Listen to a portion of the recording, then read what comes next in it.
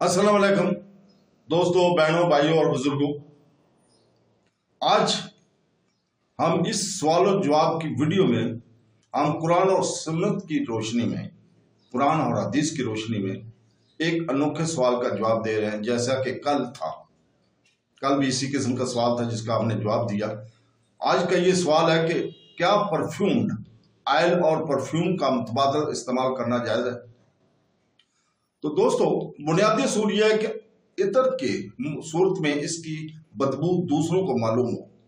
عورت کے لیے گھر سے باہر نکلتے اور غیر محرم کے پاس سے گزرتے وقت اس سے استعمال کرنا جائز نہیں۔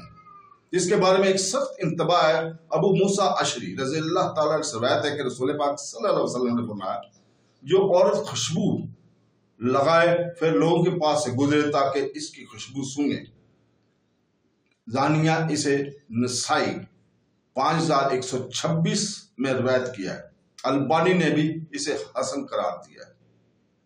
ابو ہریرہ رضی اللہ تعالیٰ عنہ سے روایت ہے کہ رسول پاک صلی اللہ علیہ وسلم نے فرمایا، جو عورت بغور سے خوشبو لگائے اور ہمارے ساتھ عشاء کی نماز میں نہ آئے۔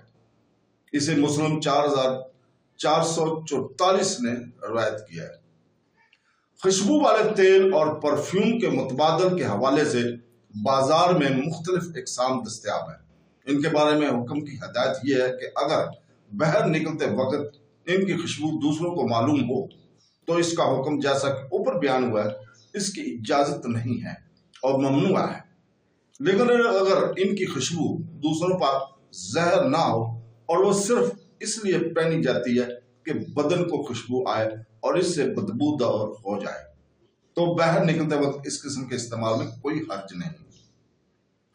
عمران بن حسین رضی اللہ تعالیٰ عنہ سے روایت ہے کہ رسول پاک صلی اللہ علیہ وسلم نے فرمایا، میں سرخ کاٹھی کے کپڑوں پر سوار نہیں ہوتا اور نہ ہی زعفران سے رنگا ہوا لباس پہنتا ہوں اور نہ ہی ریشم کی قمیض پہنتا ہوں۔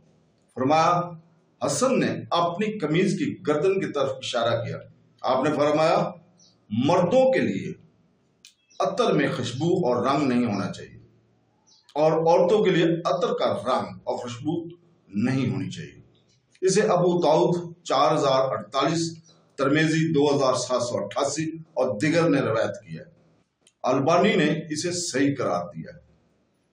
حدیث کی راوی سعید بن ابی عروبہ نے اسے روایت کرنے کے بعد کہا، جیسا کہ ابو داؤد نے نقل کیا ہے، میرا خیال ہے کہ اس نے کہا، انہوں نے عورتوں کے عطر سے متعلق ان کے الفاظ کو اس طرح سمجھا جیسا کہ وہ باہر جاتی۔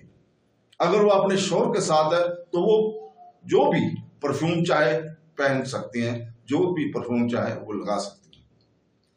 حافظ ابن حجر رحمۃ اللہ علیہ فرماتے ہیں، عورت کو گھر سے باہر نکلتے وقت پردہ کرنے کا حکم ہے۔ اگر خوشبو کی اجازت دی جائے تو یہ توجہ کو اپنی طرف متوجہ کرے گا اور مزید فتنہ کا باعث ہوگا۔ فتح الباری 366۔ اور اللہ ہی بہتر جانتا ہے۔